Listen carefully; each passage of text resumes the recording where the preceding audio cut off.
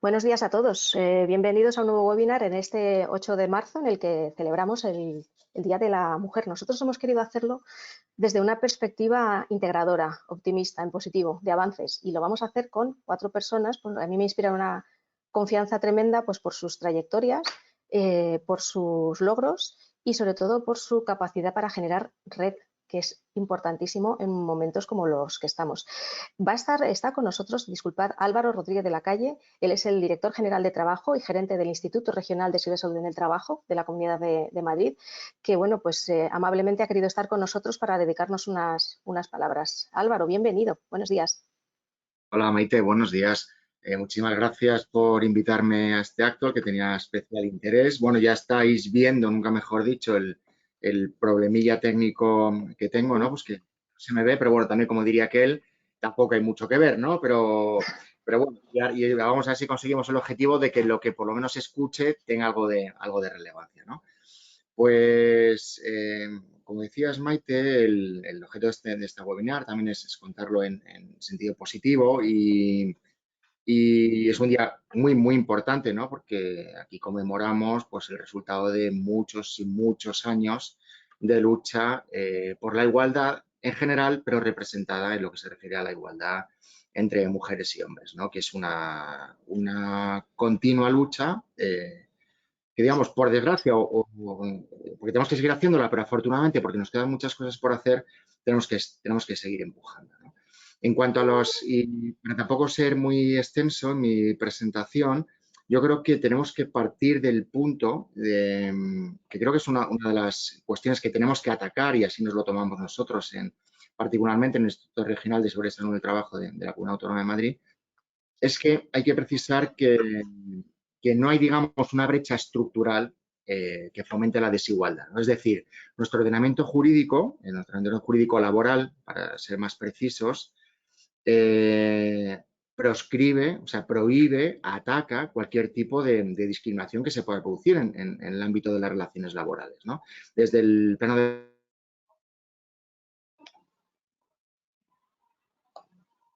la Constitución española, en su artículo 14, como en el ámbito de las relaciones laborales puras o propias o auténticas, en el ámbito del Estatuto de los Trabajadores o la Ley de Prevención de Riesgos Laborales, también se ataca decididamente cualquier tipo de desigualdad o de brecha, podríamos decir, estructuralmente, reprimiendo cualquier tipo de conducta discriminatoria y, asimismo, en el último lugar o como última intervención, digamos, desde el ordenamiento jurídico, en el Código Penal, calificando como delito las situaciones que comporten cualquier tipo de discriminación en el empleo. Pero ahora sí que podríamos decir que ahora sí que aparece la brecha, ¿no? Es decir, ahora sí que aparece esta brecha, esta diferencia de trato en esta definición de los principios que prohíben o que proscriben y que atacan cualquier tipo de discriminación con lo que pasa en la realidad diaria, ¿no? Con lo que pasa en las empresas, ¿no? Y lo que nos lleva a concluir y a determinar y a aseverar pues, que sí se producen discriminaciones muy serias en el ámbito de las relaciones laborales. Y es donde tenemos que estar, donde tenemos que tener el foco, ¿no? En el ámbito ya descendiendo un poquito más, en el ámbito de la legislación ordinaria, la Ley 3999, de la conciliación de la vida laboral, personal y profesional de las personas trabajadoras, se introdujo un avance muy importante con la calificación de la nulidad de cualquier acto discriminatorio que tuviese por objeto, pues, denigrar, si se quiere, hasta la maternidad, ¿no?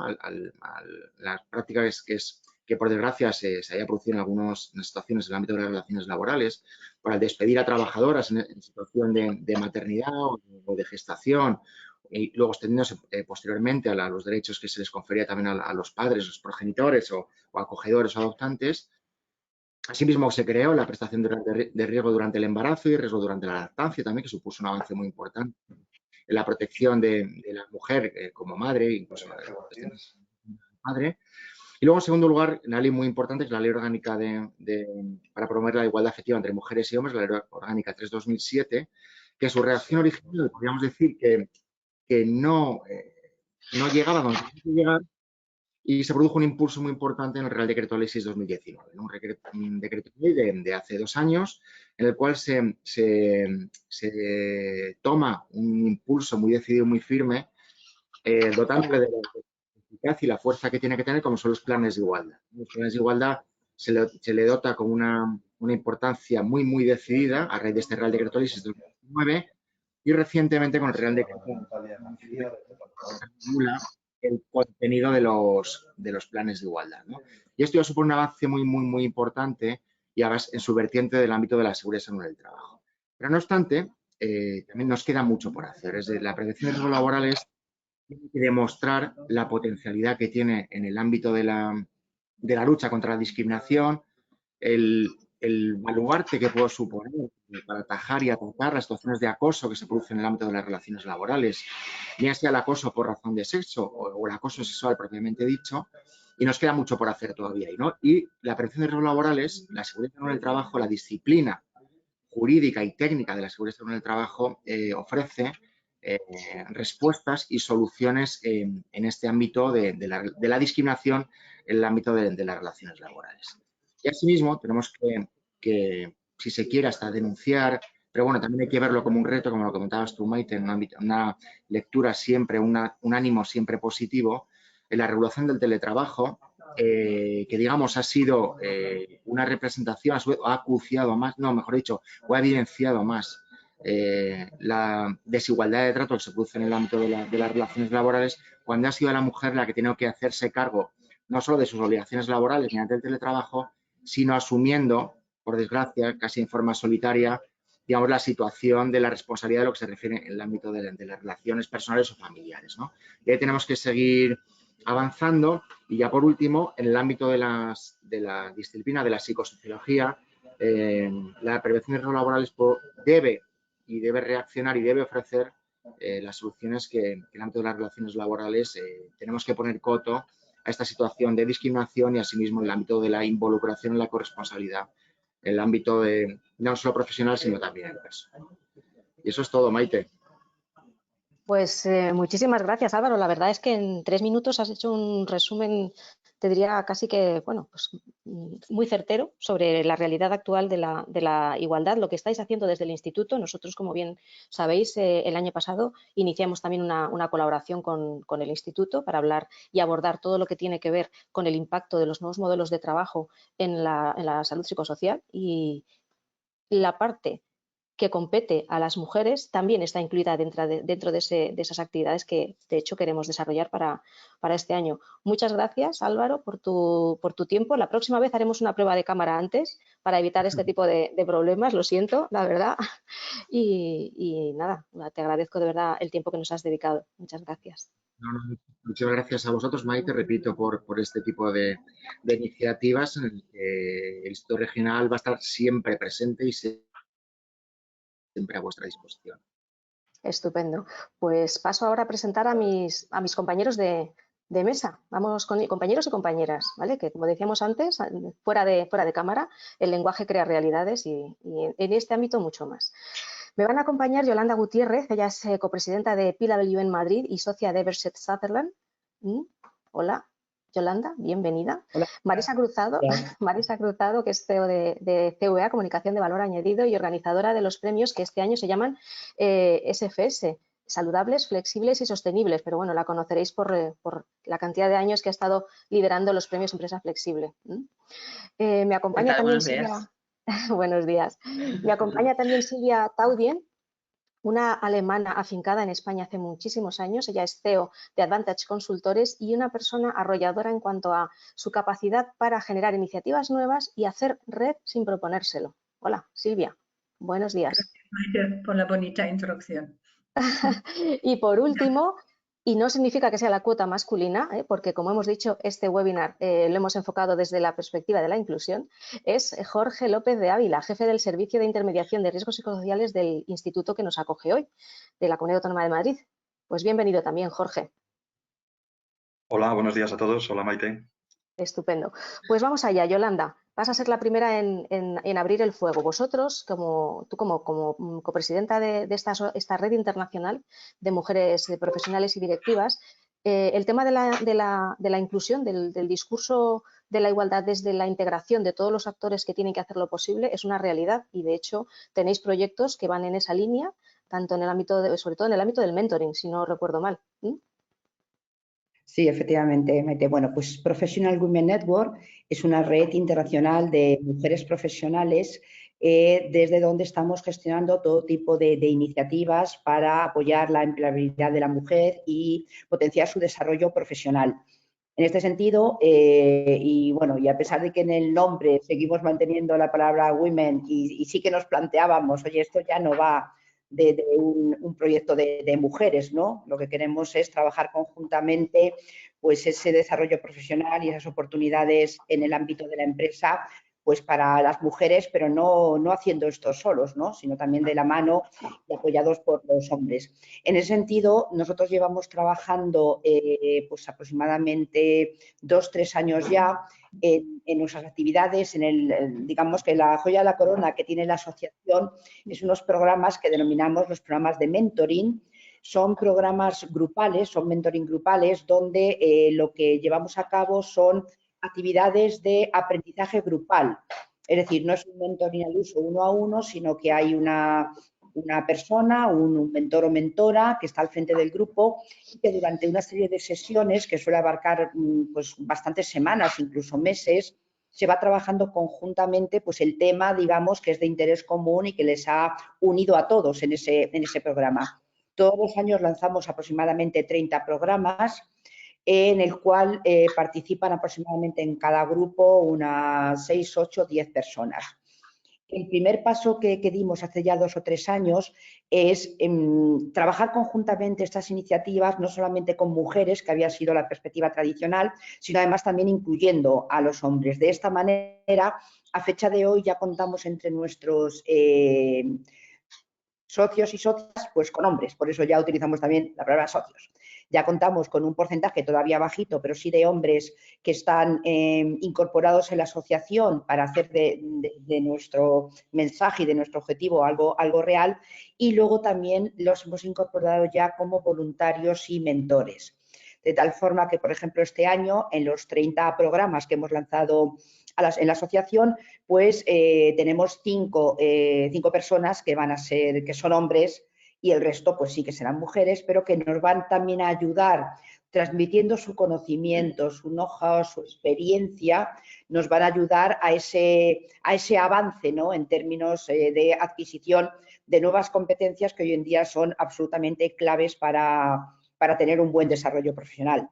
Adicionalmente, en el año pasado, 2020, pues le dimos una vuelta más y dijimos, parece que esto nos sabe a poco, ¿no? Pues está bien, se han embarcado ya con nosotras, están también pues apoyando ese desarrollo profesional vía adquisición de nuevas competencias, pero ¿qué más tenemos que hacer? ¿Qué otras iniciativas tenemos que implantar para que el hombre se embarque también con nosotros, con nosotras en este objetivo común, ¿no? En este reto? Entonces hicimos una sesión interna y de repente dijimos, oye, es que a lo mejor nosotras, con nosotras mismas otra vez, no somos capaces de ver toda la amplitud que pueda haber, de ver todas las formas posibles de involucración, de apoyo. Y hemos lanzado, en el 2020, hemos lanzado un proyecto que ha consistido en preguntar, abrir la iniciativa y preguntar a mucha gente, muchos hombres y muchas mujeres, oye, ¿qué puede hacer PWN por apoyar y por aportar su granita de arena a esta inclusión, a esta integración del hombre también para que nos ayude en este caminar? Y este es el proyecto que hemos lanzado 2020 y que involucrando pues a más de 20-25 personas, todas provenientes de grandes organizaciones, estamos ahora viendo esas iniciativas, esas conclusiones que el equipo ha sido capaz de generar, que se van a presentar en breve y que esperemos que nos den también pues, muchas nuevas líneas de actuación para seguir apoyando esta inclusión, esta integración. Lo interesante de vuestra propuesta es que integra el mundo individual con el mundo corporativo también, porque hay un grupo de empresas digamos, muy involucradas en el desarrollo de los programas y en la utilización de la asociación como una vía también de desarrollo profesional de sus colectivos, de personas con potencial. Sí, de hecho han sido los que han apoyado de manera muy importante este proyecto del que os hablo en el 2020. Han puesto tiempo de empleados y de empleadas suyos para podernos ayudar en esta identificación de qué otro tipo de actividades, de iniciativas se podría hacer. Y la verdad es que, bueno, pues es un tema que estamos muy orgullosas de ver cómo grandes organizaciones están ya en la misma línea que nosotros. Incluso ya hay, algunos de ellos nos comentaban, oye, internamente ya tenemos programas que van en esta línea, con lo cual incluso pues podemos comentar con vosotros y podemos compartir esas primeras conclusiones que ya nosotros internamente las hemos visto, ¿no? Ha sido muy enriquecedor, muy rico en conclusiones. Hemos tenido tanto hombres como mujeres de manera pues casi muy igualitaria. Y se ha generado un montón de ideas todos juntos, que es lo que perseguía. Yo me imagino, y eso ya lo veremos un poquito más adelante, las actividades de la asociación respondían a unos retos que ahora con la pandemia, pues bueno, se han visto ampliados. No superados, sino ampliados. ¿Por qué? Por lo que vamos a ver ahora con Marisa Cruzado. Marisa, tú que llevas un montón de años al frente, como decía antes, de los premios Empresa Flexible, pues has visto cómo han evolucionado las políticas y todo, y cómo hemos sido muy intensivos pidiendo teletrabajo, pero ahora que lo tenemos, el teletrabajo pues nos muestra sus contradicciones, claro, unas contradicciones contra las que ahora hay que tener una nueva hoja de ruta, ¿no? ¿Cómo tiene que ser enfocado? ¿Cómo lo ves tú? Pues mira, efectivamente, nosotros llevamos desde 2001, o sea, 20 años con los premios Empresa Flexible, en donde uno de los apartados de las cuestiones que nosotros medíamos era todo lo relacionado con flexibilidad horaria y espacial, entendiendo en un principio pues todo el tema del trabajo encajado, digamos, ahí, ¿no? En la posibilidad de poder desarrollar tu actividad profesional en cualquier parte, no solamente desde el domicilio, sino, bueno, escogiendo un poco el punto desde donde tú desempeñabas tu actividad profesional, ¿no? Y ciertamente es que en estos 20 años, de verdad, que el teletrabajo había aumentado su cuota muy poquito y muy lentamente. O sea, en España normalmente el teletrabajo era una cuestión muy reducida, principalmente para equipos comerciales, para directivos, pero en muchas actividades que de facto la tecnología permitía hacer en remoto, pues no se estaba haciendo. Entiendo que ahí hay una serie de temas culturales, de presencialismo, de tipo de liderazgo, incluso de modelos de organización, pues que no permitían ese avance en el teletrabajo. ¿Qué es lo que ha pasado? Pues Maite, como tú dices, durante la pandemia, que a la fuerza ahorcan. Entonces, empresas completas de hasta el 100% de trabajadores han tenido que lanzarse al teletrabajo de una semana para otra, sin medios y desde luego en unas condiciones en los hogares que no tienen nada que ver lógicamente con la realidad. Nosotros el año pasado, durante la pandemia, que estuvimos recogiendo información referente a esta cuestión, ¿no? En cómo se estaba desarrollando el tema, lo que nos pareció muy interesante es que mientras antes de la pandemia, en las empresas que se presentan a los premios, ¿vale? Que entended que son empresas que están trabajando en estos temas y, por lo tanto, las medias no corresponden a la realidad. Siempre son unas puntuaciones, o sea, una situación mucho más avanzada, porque para eso son empresas que se presentan a un premio. Entonces, es una muestra desvirtuada, digamos. Pero aún así, en esas empresas solamente en torno a un 40% de los empleados trabajaban, o sea, teletrabajaban, y cuando lo hacían era como mucho un 20% de la jornada, de una manera estandarizada, digamos, ¿no? Lo interesante de la pandemia fue que muchas personas que antes tenían recelo en teletrabajar, al ver que podían seguir siendo productivos y organizar su trabajo desde casa, se empezaban a plantear que una vez terminada la pandemia querrían plantearse convertirse en teletrabajadores, ¿no? Entonces, en ese caso era casi un 80% de los empleados los que decían, oye, pues yo esto me lo estoy empezando a plantear. Tenemos que hacer un paréntesis, porque lógicamente el teletrabajo que hemos tenido en pandemia ha sido y sigue siendo, yo creo, en muchos casos un teletrabajo forzado. Es por una condición de salud y de prevención de riesgos que, bueno, pues que evidentemente la gente tiene que trabajar, pero coincide además con hijos que igual están en un sistema mixto, yendo al colegio unos días sí y otros no, y por lo tanto los recursos y los espacios en el hogar pues tienen que distribuirse de una manera más compleja, ¿no? Aún así, yo creo que la buena noticia es que hemos aprendido que muchas actividades que antes no considerábamos que podían hacerse en teletrabajo, por ejemplo, teleoperadores, empresas que se dedican al al telemarketing, por ejemplo, grandes compañías han mandado al 100% de sus teleoperadores a trabajar desde casa y han descubierto que no solo son productivos, sino que pueden trabajar bien en equipo, que se siguen consiguiendo los objetivos que se plantean. Entonces, digamos que la pandemia lo que ha servido ha sido para quitar un poco ese recelo que en muchas actividades se tenía respecto al teletrabajo. Dicho lo cual, creo que el teletrabajo 100% tampoco es algo que a nosotros como profesionales nos convenga mantener 100% del tiempo, 100% del trabajo, ¿de acuerdo? ¿Por qué? Porque hay mucha parte de creatividad, de sinergia, de conocimiento, ¿no? De compartir emociones de los proyectos, ¿no? De ilusionarte, el tema del engagement, todo esto que estábamos trabajando mucho, con un 100% del tiempo teletrabajando se hace mucho más complicado.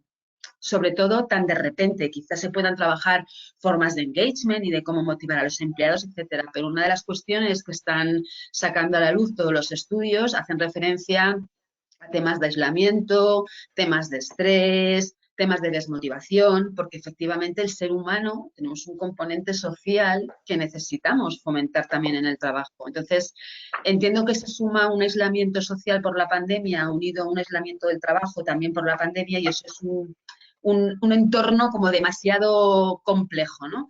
Pero aún así, yo creo que iremos hacia un modelo mixto de teletrabajo. Y lo que hay que trabajar mucho es la parte de la corresponsabilidad, porque efectivamente, como comentaba Álvaro, ¿no? El director general de trabajo, pues qué es lo que ha pasado, que la mujer se ha trasladado al hogar a trabajar y además de su trabajo con la empresa ha tenido que dedicarse también a las tareas del hogar, ¿no?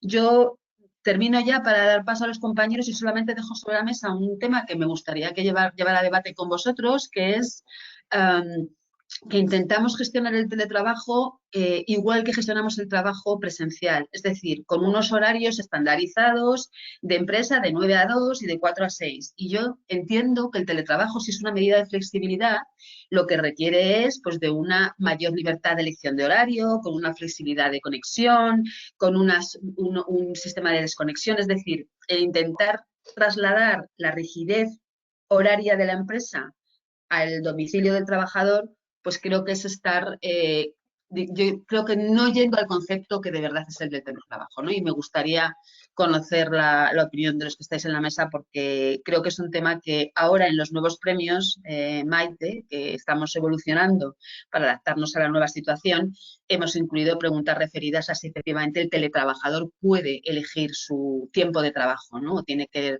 restringirse al horario de oficina. Entonces, bueno, es un tema que dejo sobre la mesa y esto era lo que os quería comentar. Pues fíjate, esa parte es verdad que la estamos trabajando mucho, pero también somos conscientes de que tenemos una legislación que nos obliga a fichar en teletrabajo. Y eso, compaginarlo, bueno, pues que me digan, es como ponerle, ¿quién le pone el cascabel a los gatos? Que es muy difícil, realmente. Es muy difícil.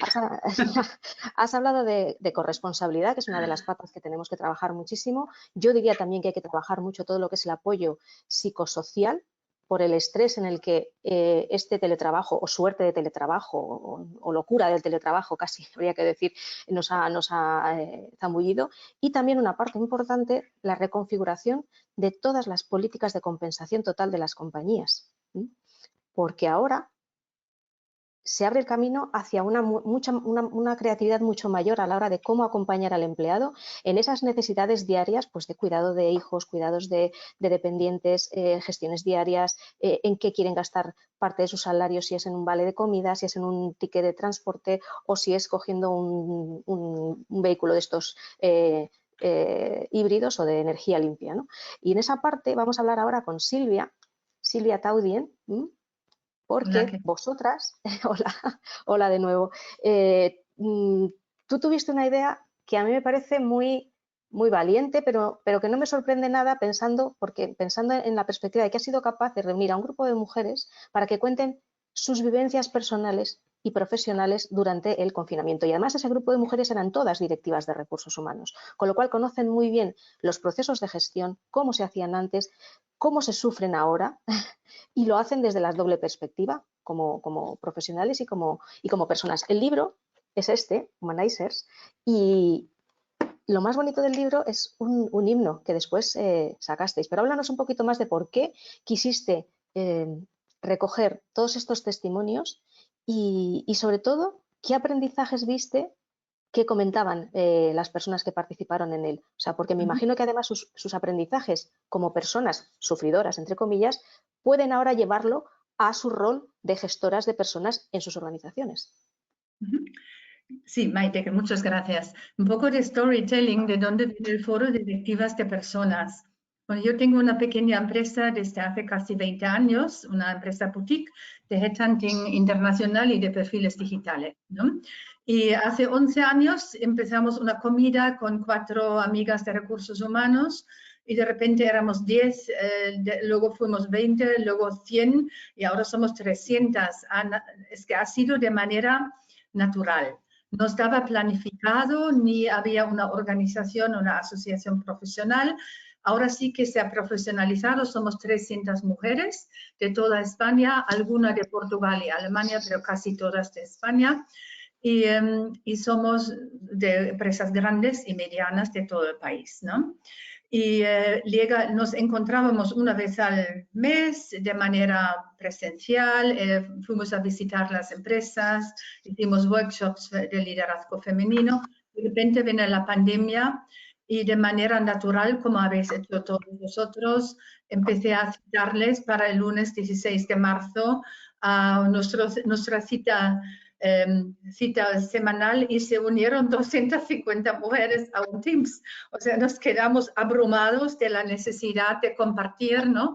Y esto se ha dado hasta ahora. Nos vemos 2 veces a la semana, nos reunimos 1 hora y hacemos grupos de trabajo, hablamos de cómo estamos, cómo hacemos el engagement a las plantillas, cómo nos sentimos.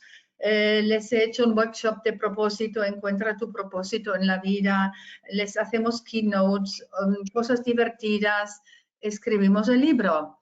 Y entonces les dije en julio vamos a recoger los testimonios de todo lo que hemos vivido durante el confinamiento y se ofreció Marta Grau de Penguin Random House de editarlo de manera gratuita y de venderlo, no de venderlo, de regalarlo de forma gratuita. Y el libro Humanizer recoge 100 historias de mujeres, de personas que explican sus propias experiencias y de sus plantillas. Y hay historias desgarradoras, ¿eh? Hay historias muy tristes y muy bonitas, como la vida misma, ¿no?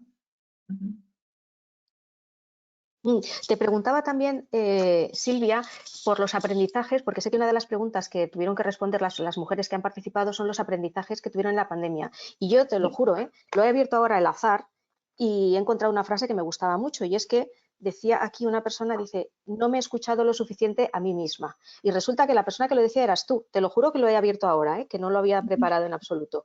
Pero ¿qué otras cosas, qué otros aprendizajes compartían las directivas? Bueno, a ver, la pandemia no ha acabado, estamos todavía en medio de ella, ¿no? O sea, estamos aprendiendo cada día, ¿no? Pero el confinamiento, que fue muy duro, como sabemos todas, nos ha enseñado mucho de que no hemos tenido tiempo para nosotras mismas, sobre todo las mujeres que nos hemos dedicado a la familia, a las tareas del hogar y gestionando ERTES, cierres de plantas a nivel global y al mismo tiempo dando la cara positiva a toda la plantilla y digitalizando la empresa en un tiempo exponencial, ¿no? O sea, todo lo que decíamos antes de la digitalización lo hicimos en muy poco tiempo, aunque teletrabajando no es digitalización, que es mucho más, es un cambio de mindset, ¿no? Pero lo que hemos aprendido de cuidar más a nosotras mismas y esto es lo que no hemos hecho lo suficiente, ¿no? Voy ahora con Jorge, porque lo que está diciendo Silvia, cuidar más de nosotras mismas, también necesita ser complementado con que cuiden un poquito más de nosotros, de todos, nosotras y nosotros, por parte de las organizaciones y, por qué no, también de la administración. ¿Cómo ves tú el impacto emocional, psicosocial de todo lo que estamos viviendo, y en especial de este trabajo intensivo en cada uno de nosotros y en las mujeres también, por supuesto? Sí, bueno, el impacto emocional es indudable que que la propia pandemia y ese impacto emocional que tiene, pues de alguna manera está señalando los lugares de la desigualdad. Básicamente, pues en donde más nos duele, que como estáis comentando, por ejemplo, en el tema de la corresponsabilidad, ¿no?, que comentaba también Marisa, ¿no? Bueno, yo creo que ahí hay que lanzar también un mensaje positivo. El otro día leía a Mackenzie y precisamente señalaban este tema. Las empresas les está costando precisamente abordar el tema del estrés y del agotamiento. Yo creo que, tal y como se está planteando con la actual pandemia, también está resultando muy nuevo. El CIS señalaba en su último estudio, precisamente, pues una pérdida de salud mental que prácticamente salía equilibrada entre hombres y mujeres. Mackenzie señalaba que hacía una reflexión sobre cómo está repercutiendo en el talento de las mujeres, cómo está repercutiendo en no perder mujeres líderes en las empresas. Bueno, lo que estamos encontrando es que sí están las empresas teniendo grandes desarrollos y proyectos de apoyo al empleado, voy a denominarlos así, pero que sí nos está costando, o lo que yo estoy viendo desde, bueno, tener en cuenta que nosotros vemos más bien siempre de la cara y la cruz, vemos la parte negativa de la, no sé si más sería más la cruz o la cara, ¿no? La administración yo creo que muchas veces ve ese aspecto negativo, pero les está costando, y esta es mi opinión, les está costando trasladarlo a los empleados, bajarlos a la base y construir con ellos una labor de formación y de aprendizaje, sobre todo de aprendizaje. Bueno, es una realidad en la que yo creo que estamos ahora también creciendo. Y que está muy ligada pues a la gestión del talento y a la gestión del compromiso de los trabajadores y trabajadoras. Y ahí es donde entonces pues ahí aparecen ventajas de carácter estratégico que yo creo que son difíciles de dirigir en una palabra. Yolanda, esta mañana, bueno, entre la cantidad, os podéis imaginar la cantidad de noticias, informes, comentarios respecto al Día de la Mujer hemos podido recibir en una redacción de un medio de comunicación. Bueno, pues entre uno de estos informes me ha llegado uno de IBM en el que, entre otras cosas, decía que no por tener muchas políticas te aseguras que la igualdad sea efectiva, lógicamente. O sea, la cantidad al final no es calidad. Pero ¿qué le da calidad a esas políticas de las organizaciones? La estrategia, supongo. Hombre, para mí, obviamente, la estrategia es clave, pero al final la calidad de las políticas también pasa porque realmente esté dentro de la cultura de la empresa tirar de esas políticas adelante. Muchas veces lo que nos encontramos es buenas intenciones escritas en papeles, mucho procedimiento, mucha política, pero en el fondo realmente no hay esa intención organizativa de que las cosas vayan en un sentido o en otro. Y sin esto, las cosas prevalecen como están siempre. Es cierto que si haces una reflexión, si la pones por escrito, si comunicas que hay que cumplir o hay que tirarlo para adelante, algo se hace. Pero si no está metido en el ADN de las organizaciones, si no se respira conforme estás cruzando el umbral de las organizaciones, si no ves que el equipo directivo, que la dirección general, el consejo de administración opina que eso es lo que hay que hacer porque eso es bueno y porque eso redunda en un éxito mayor para la empresa, las cosas tardan mucho más en cambiar. Silvia, en tu conocimiento de todo lo, digamos, de la parte nacional española, de cómo vivimos aquí la igualdad, de las organizaciones, cómo la afrontan y cómo se afrontan en países europeos de nuestro entorno, ¿dirías que tenemos todavía mucho que aprender? Porque los estudios nos dicen que estamos en una media bastante razonable, ¿no? ¿Conoces prácticas que podríamos nosotros coger porque todavía no hemos explorado aquí?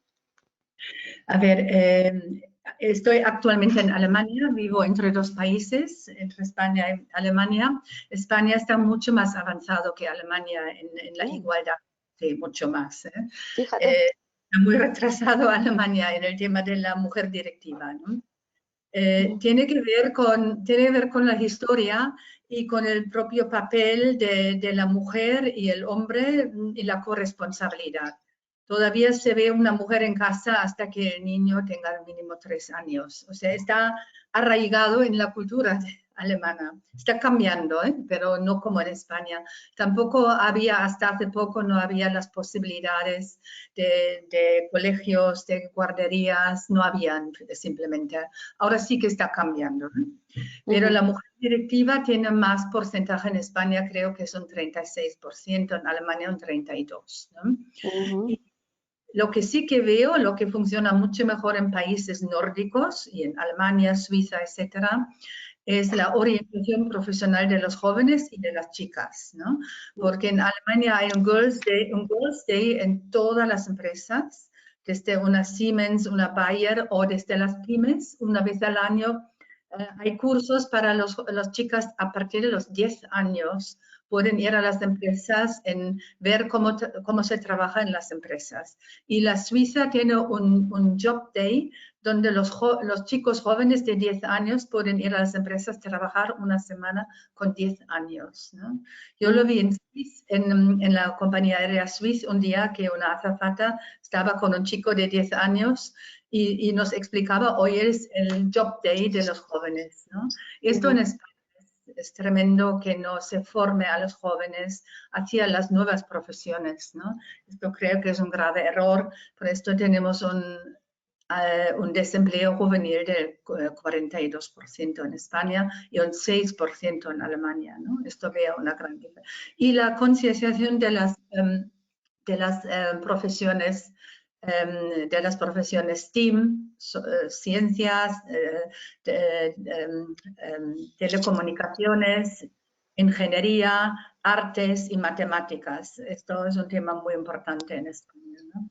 Y con la carga de... Sí, ay, perdona, Marisa, sí.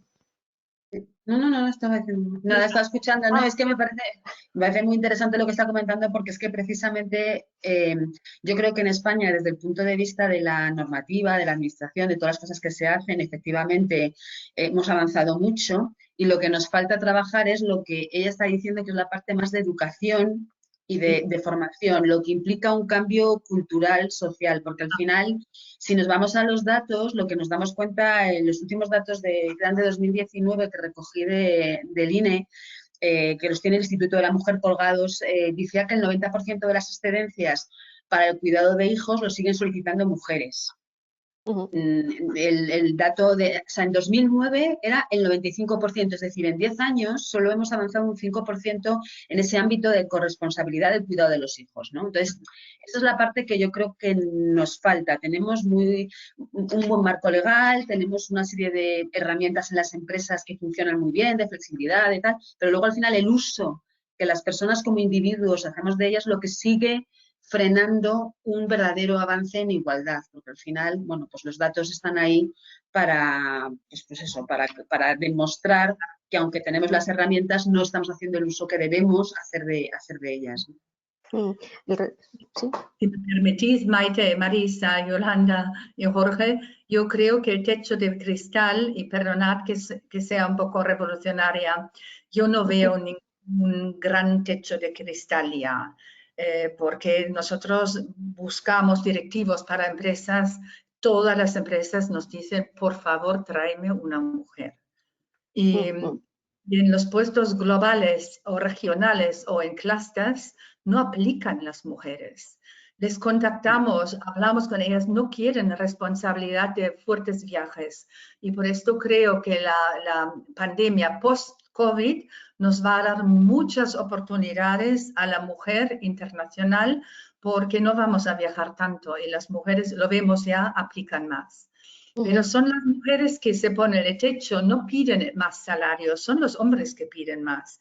Y vemos mucha paridad salarial en puestos directivos, por lo menos, ¿no? Nunca nos cuestionan los clientes hombre, mujer, género o salario, nunca. Las mujeres no se venden tan bien, no tienen el marketing y la marca personal como los hombres. Y tenemos que trabajarlo mucho. Y la manera virtual de trabajar facilita a la mujer porque corresponde a las competencias innatas de la mujer, comunicar,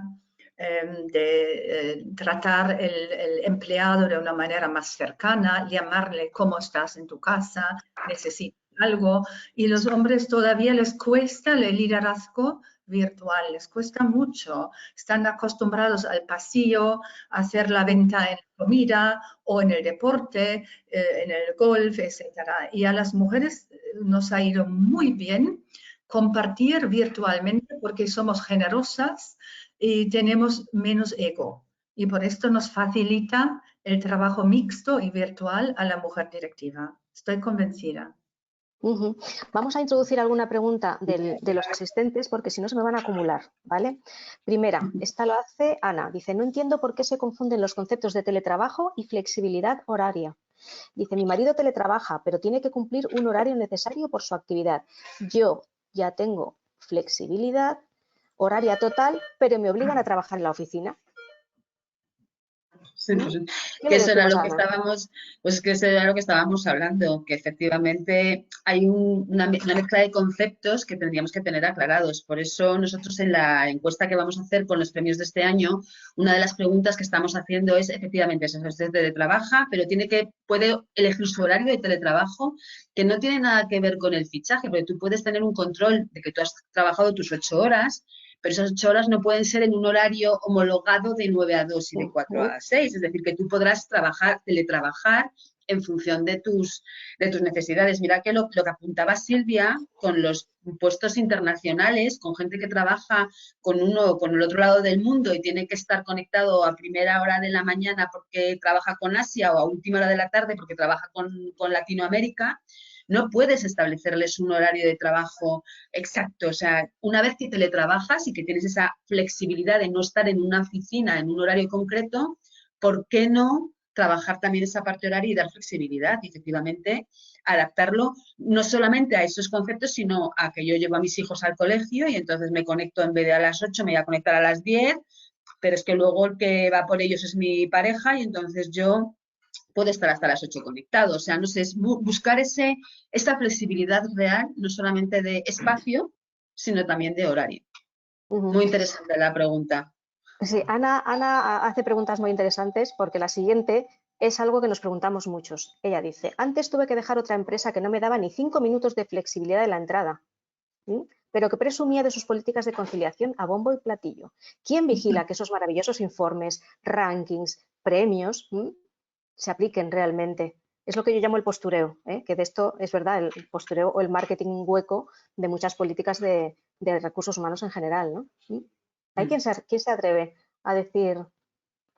Bueno, en el tema de los premios, por alusión, en el tema de los premios, por alusión, nosotros, a ver, somos conscientes de que hay muchos premios y todos lo sabemos que se dan un poco, en fin, de aquella manera, ¿no? Pero hay recursos y hay mecanismos que pueden garantizar la objetividad de los galardones. Nosotros llevamos 20 años y una de las cosas que hemos incluido desde el principio del desarrollo era una encuesta a empleados. Es decir, tú le preguntas a la empresa, el papel lo soporta todo y te ponen ahí las maravillosas políticas que hacen, pero luego esas mismas preguntas tú las pasas a un grupo de empleados, ¿no? Una muestra de empleados aleatoria para que confirmen que efectivamente eso que la empresa dice que hace, no solamente lo dice, sino que además de hacerlo los empleados lo disfrutan, porque ojo, también pueden ser políticas, imaginaros, enfocadas mucho a maternidad y paternidad cuando tú tienes una plantilla donde es gente muy joven que no tiene hijos y por lo tanto pues puedes tener todas las políticas de paternidad y maternidad que quieras, pero no están sirviendo para ningún objetivo, ¿no? Entonces, eso a través de los empleados sí se puede medir. Y bueno, nosotros de momento no hemos tenido nunca ningún problema. Se hacen un análisis de datos y se comparan los gaps que existen entre la empresa y el empleado y un jurado cualificado se encarga de analizarlo, ¿no?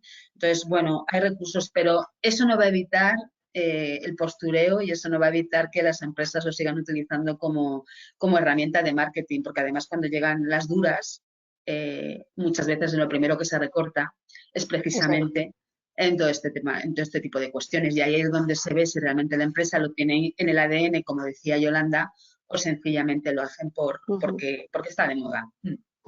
Silvia ha comentado también el tema del... Ay, no se te oye, Yolanda. ¿Ahora? Sí, ¿se me oye? Ahora sí. Ahora sí. ¿Sí? Sí. No, ya un poco por terminar esta reflexión, tanto iniciada por Silvia como por Marisa al final, y en línea con lo que nos preguntaba Ana. al final, en la medida en que las políticas están formalizadas, el grado de implantación de las mismas es mayor. Otra cosa es que haya una declaración de intenciones por parte de la compañía y que no sea arte de decir aquí somos flexibles, aquí no sé qué, pero claro, si no hay una política detrás que realmente formaliza ese ser flexible, pues al final, como bien dice Ana, puede quedar en que al final es todo postureo, ¿no? No se está haciendo de verdad. Por tanto, cualquier cosa que sea formalizar aquello que la empresa dice que es, pues es que le da mayor probabilidad de que al final las cosas se hagan como se tienen que hacer o como dice que se hacen. Y luego también, en mi experiencia, ahora mismo, por ejemplo, que está todo el tema de los planes de igualdad y que muchísimas empresas, por el número de empleados o porque así lo han negociado con sindicatos, tienen que hacer plan de igualdad, sí que es cierto que ahí las empresas tienen que estar haciendo un análisis permanente, los KPI, los indicadores, para ver efectivamente esas políticas que dicen que existen y que tienen implantadas, cuál está siendo el impacto en la organización. Y estos datos al final son conocidos por los empleados, son conocidos por los sindicatos, por tanto, qué mejor que analizar indicadores cuantitativos y cualitativos que nos digan, oye, sí, tú dices como empresa que eres flexible, pero mira aquí cuántas políticas de conciliación tienes, cuánta gente se ascribe a ellas, cuántos cursos de formación en no sé qué dais, etcétera, etcétera. Tenemos una pregunta que está relacionada con un tema que comentaba antes Silvia, que era el de las aspiraciones retributivas de las mujeres, que tampoco somos especialmente muy ambiciosas a la hora de negociar un salario. Pero esta pregunta dice, no creo que las mujeres no queramos ganar más dinero, simplemente no queremos tener puestos de responsabilidad porque, bueno, pues tenemos que seguir cuidando de nuestros hijos, atendiendo nuestra casa y no hay la intendencia diaria. Yolanda, tú eres experta en compensación y beneficios, entre otras muchas cosas, que ya te conozco hace un montón de tiempo. ¿Cuál es tu opinión al respecto? A ver, yo creo que efectivamente pues nosotras también pues nos gusta pues ganar dinero, ¿no? Cuando estamos trabajando en empresas, pero sí que es cierto que independientemente de que estoy de acuerdo que al final si no optas a puestos de responsabilidad, pues tu salario tiene un tope que es el que es, dependiendo de la responsabilidad que vas a tener, pero sí que es cierto que cuando a veces optamos a esos puestos y queremos optar, en términos de negociación salarial, nosotras creo que estamos como siempre un poco más cohibidas cuando estamos haciendo una negociación salarial. Quizá también porque nos creemos menos nuestras propias capacidades y, por tanto, vamos con menos contundencia a la hora de decir, oye, yo soy buenísima y yo me merezco esto, esto y esto. Entonces, siempre vamos como un poco más prudentes. Y Silvia, como headhunter, seguro que tiene experiencia muchísima en hacer entrevistas a mujeres que al final muchas veces pues vamos como cohibidas, vamos como diciendo, no, yo siempre cuento la anécdota de que en una entrevista de selección, si tú preguntas a una mujer, pues usted habla bien inglés o es bilingüe o es, oh, no, really, my English is not so good. Y dices, pero ¿cómo que no? Pero si tienes un acento buenísimo. Y sin embargo le preguntas a un hombre, oye, ¿cómo vas de inglés? Yes, really well. Y dices, coño. Entonces, claro, realmente partimos de una posición como más retraídas a la hora de negociar. Y esto lo que nos hace es que pues nos conformemos antes o también por evitar mayores conflictos muchas veces, pues cierres ante la negociación. Al menos en mi experiencia. Maite, ¿puedo contestar a la pregunta? Sí. Por supuesto. El salario sigue siendo importante, evidentemente, pero ahora prevalecen otros factores y lo vemos tanto en mujeres como en hombres. Desde la pandemia hemos tenido más tiempo en reflexionar, en autorreflexionar, ¿no? En nuestras vidas. Hemos mirado fotos de antes, hemos escuchado música de los 80 y hemos pensado más qué es el sentido de la vida. ¿Cuál es mi propósito realmente? ¿Cuáles son mis valores? ¿Quiero seguir trabajando como los últimos 20 años? Y lo hemos visto muchísimo que en la movilidad de los empleados ha subido mucho. Cuando les contactamos, todo el mundo quiere escuchar y antes no. Y ahora la antigüedad no es un anclaje a tu puesto de trabajo. Ahora preguntan, ¿qué horario voy a tener? ¿Qué flexibilidad? ¿Voy a trabajar en remoto o desde casa? preguntan ¿y cuáles son los valores de la empresa? ¿Qué propósito tiene la empresa? Ha cambiado totalmente. Y viceversa, también los clientes, las empresas quieren saber qué valores tiene esta persona. Entreviste, por favor, la parte personal, ¿no? O sea, nos hemos humanizado en este aspecto, ¿no? Y vemos claramente la movilidad. Nosotros hemos hecho tantos procesos como nunca en el 2020. Curioso, pero como nunca. Porque hay muchas en acquisition, muchas empresas ahora compran empresas españolas y quieren nuevos puestos. Y lo último que quiero añadir, yo también tengo mis empleados, somos solo 15, pero son personas que me quiero mucho, que les he formado. Entonces, he visto que están agotados de tanta pantalla, agotados, ¿no? Y entonces, en enero les he propuesto a todos, vamos a introducir la semana de 4 días laborables a pleno salario. Y mi equipo está contentísimo porque se pueden elegir cada semana el día libre. Evidentemente, con un traspaso responsable, pero todo el mundo, pues una compañera ha pasado un día en la playa, un día en Barcelona en la playa, pensando sobre su vida, disfrutando, haciendo algo para ella. La otra está estudiando alemán, la otra francés, los otros un día para los niños. Y esto no es el presente, no es el futuro, es el presente. En Alemania y Nueva Zelanda se llevan ya bastante empresas con 4 días laborables. Esto te garantiza la salud y el bienestar, ¿no? Con tanta pantalla. Es muy necesario. Jorge, desde el punto de vista precisamente... ¿Sí? Quería contar una cosita. Esto último que decía Silvia de los 4 días, yo no lo quiero perder, este debate que acabas de introducir, pero remontándome unos minutos atrás, mi opinión es que las empresas tienen que mejorar mucho en promoción interna. Precisamente el Día de la Mujer, precisamente trabajar la diversidad, yo creo que una de las dificultades que tienen las mujeres es precisamente cómo se la vehicula. Entonces, es obligación de la propia empresa también no solamente gestionar esa carrera, sino también, por el bien de la empresa, esa promoción interna. De hecho, se achaca, ¿no?, que las mujeres, precisamente uno de los problemas que tienen, es que tienen que demostrar resultados y resultados muchos mayores incluso que los propios hombres, ¿no?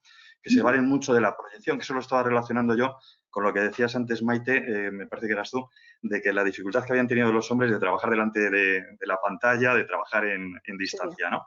Claro, la proyección ahí se resiente, ¿no?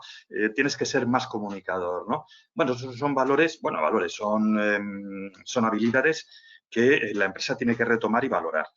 Y luego me ha recordado cuando hablaba Silvia del techo de cristal, el célebre acantilado de cristal. Yo he tenido oportunidad por mi trabajo, de asistir a situaciones complicadas de un par de casos de mujer que me han llegado, de que efectivamente se les entregaba un juguete roto.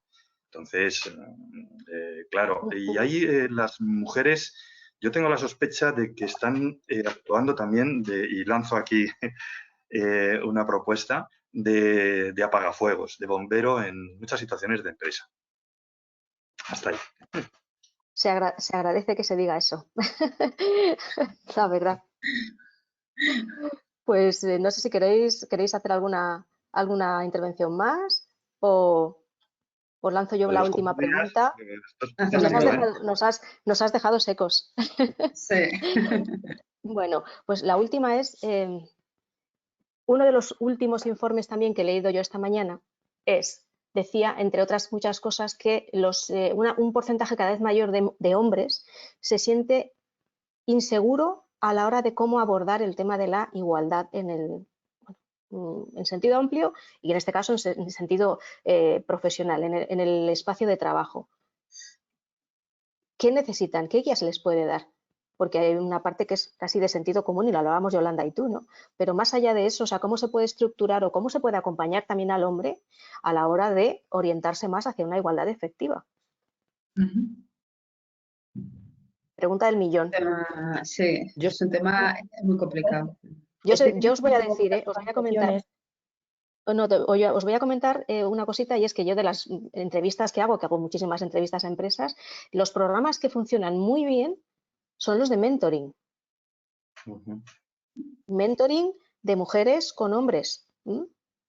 Y además con tareas concretas luego de desarrollo que van a objetivos, etcétera. Y ahí lo dejo. Yolanda, perdón.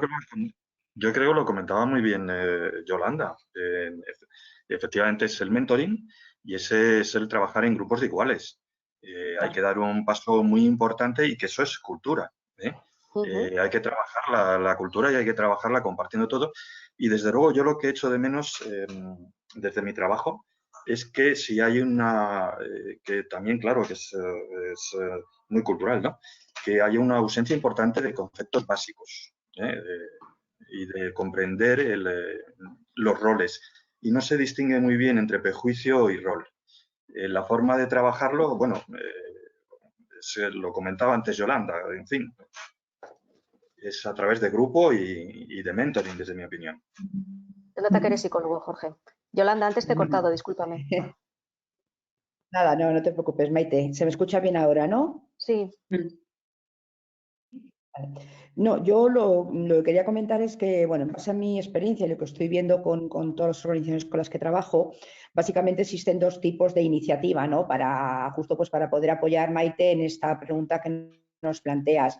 Ya hemos hablado del mentoring, entonces claramente en el momento en que tú pones a trabajar de manera más estrecha hombres y mujeres para conseguir un objetivo común, un bien común, pues obviamente eso hace que se acerquen posiciones y que surja un mayor entendimiento y una mayor empatía, ¿no? Que al final es lo que nos tiene lo que nos va a hacer avanzar. Y luego también las organizaciones, estoy viendo muchos programas de sensibilización, de comunicación, de manera regular, para dar esas pistas o esos mensajes o esas formas de actuación que, como bien dices, a veces, pues para mí también son muy de sentido común, pero bueno, puedo entender que haya personas, en este caso determinados perfiles masculinos, pues que no lo terminen de ver tan intuitivo, ¿no? Entonces, muchas jornadas de sensibilización, mucha comunicación interna en las organizaciones. Para mí son los dos ejes principales a fecha de hoy.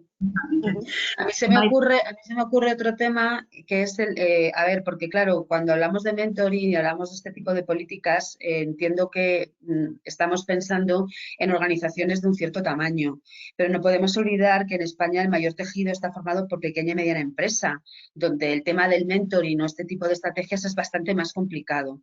Entonces yo creo que aquí las grandes empresas deberían de tener un efecto tractor con sus proveedores, con sus clientes, con esas pymes que forman el tejido empresarial que les rodea, para efectivamente contribuir a llevar esas políticas que ellos hacen, de alguna manera trasladarlas a ese tejido empresarial, porque al final recordemos que son las que crean empleo realmente en este país. La mayor parte de las personas están empleadas en pequeñas y medianas empresas. Muchas no tienen más de 10 empleados y muchísimas son del tamaño de la de Silvia, ¿no? Que rondan los 15 empleados. Entonces, no tienen a veces los recursos necesarios para trabajar este tema que es tan importante, sobre todo porque ahí hay mucho empleado con sueldos más bajos, no están los grandes salarios, Entonces, ahí justamente es donde más hace falta trabajar por la igualdad para generar corresponsabilidad y que las mujeres, dentro de su nivel, puedan alcanzar el mayor estatus posible, igual que los hombres, ¿no? Entonces, ese efecto tractor que en algunos premios, el premio el año pasado, las pequeñas empresas que participaban lo pedían para tener conocimiento de qué medidas de conciliación, de flexibilidad podían implantar, también en materia de igualdad habría que trabajar para llegar ahí. Sería bonito que empresas grandes pusieran en marcha proyectos de este tipo para las redes de pymes, ¿no? Sobre todo cuando están fuera de Madrid, en localidades de mucha pyme y hay una gran empresa en medio, ¿no? Y todas están al final trabajando para esa empresa, sería muy interesante ejercer ese efecto tractor. Maite, hemos visto que recursos humanos se ha convertido como un poco en deputy CEO en las empresas, ¿no? Porque se han sentido muy solos.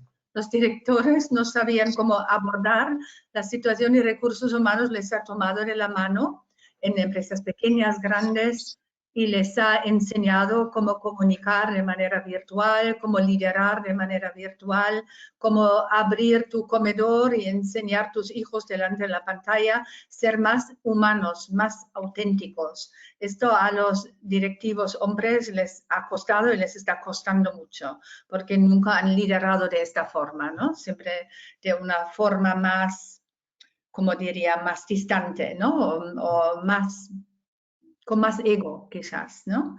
Y está ahora humanizándose, ¿no? Y los recursos humanos ayudan mucho a los directivos masculinos en el plan de igualdad. Yo creo que ahora hay mucha sensibilidad en este tema, en empresas pequeñas o grandes, ¿no?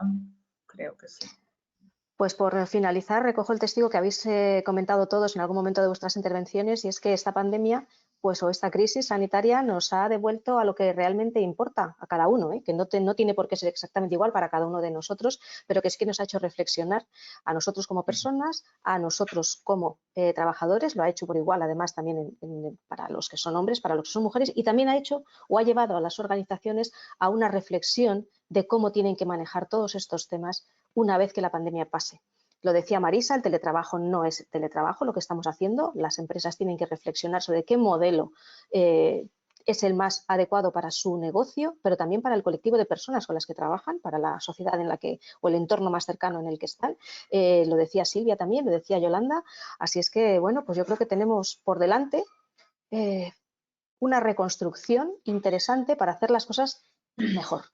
Muchísimas gracias por compartir todas vuestras ideas. Ya me están llegando aquí felicitaciones. La verdad es que os reconozco, teníamos un reto muy importante para hablar de un tema como el Día de la Mujer, en el Día de la Mujer, y sin caer en lugares comunes. Y yo creo que lo hemos conseguido, de verdad.